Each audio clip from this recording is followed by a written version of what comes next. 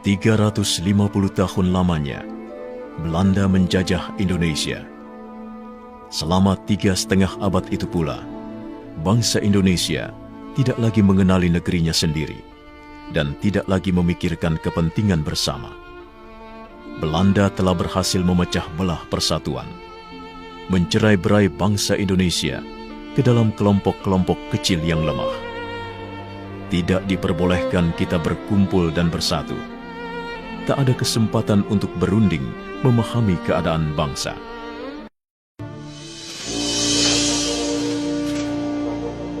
Dan Belanda tak pernah menyangka bahwa kebijakan politiknya itu justru menjadi tonggak awal kebangkitan bangsa Indonesia untuk bersatu melawannya.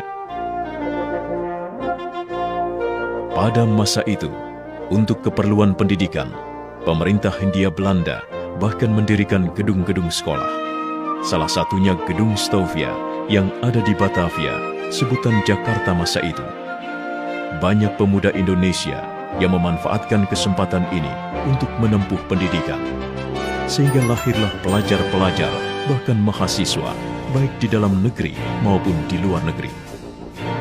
Banyaknya pemuda Indonesia yang mendapatkan pola pendidikan barat justru membuka pikiran mereka akan kemerdekaan. Buah dari pemikiran itu, Sutomo mendirikan sebuah organisasi pemuda bernama Budi Utomo pada 20 Mei 1908 yang kemudian diperingati sebagai Hari Kebangkitan Nasional. Gaungnya terdengar hingga ke seluruh tanah air dan menginspirasi lahirnya organisasi-organisasi dan partai baru seperti Sarekat Dagang Islam yang menjadi Sarekat Islam pimpinan Cokroaminoto, Partai Politik Indische Partai oleh R.M. Suwardi Suryaningrat atau Ki Hajar Dewantara, Cipto Mangunkusumo, dan Dawas Dekker. Tri Koro Darmo yang diprakarsai oleh Satiman Wiryo Sanjoyo yang kemudian berubah nama menjadi Yong Yava. Dari timur lahir Yong Ambon, kemudian Yong Celebes, Sekar Rukun, dan pemuda kaum Betawi. Sementara itu, tokoh Perhimpunan Indonesia di negeri Belanda juga tak ketinggalan membuat pergerakan.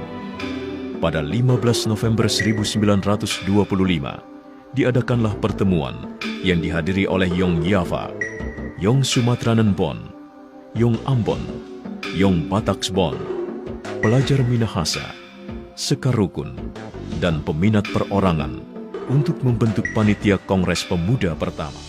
Kelanjutan dari pertemuan itu adalah terselenggaranya Kongres Pemuda pertama pada tahun 1926.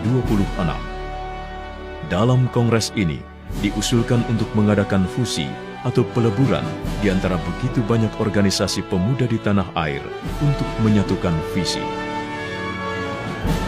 Belum adanya kesepakatan mengenai pembentukan fusi organisasi mendorong diadakannya Kongres Pemuda kedua.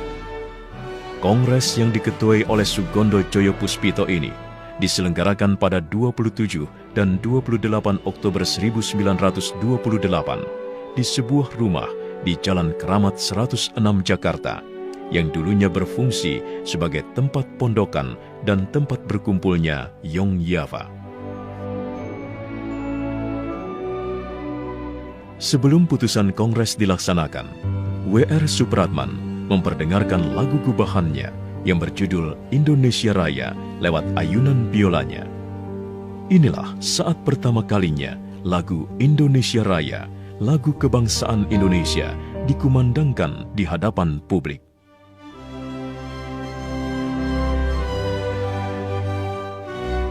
Seluruh peserta kongres yang hadir tampak terpukau dan tersihir dengan alunan biola W.R. Supratman serta lagu Indonesia Raya yang begitu agung. Tibalah akhirnya pada pembacaan hasil putusan Kongres Pemuda kedua. Hari itu, 28 Oktober 1928, seluruh organisasi pemuda melebur dalam satu wadah bernama Indonesia Muda.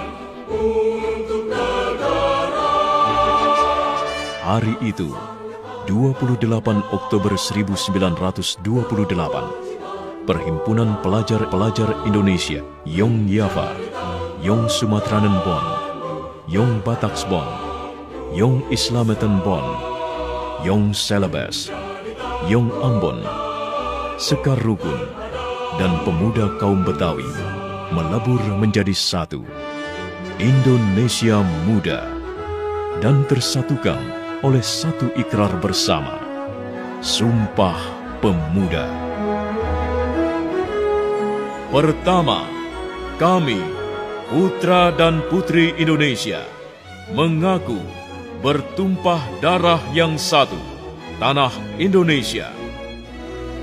Kedua, kami, putra dan putri Indonesia, mengaku berbangsa yang satu, bangsa Indonesia. Ketiga, kami, putra dan putri Indonesia, menjunjung bahasa persatuan, bahasa Indonesia.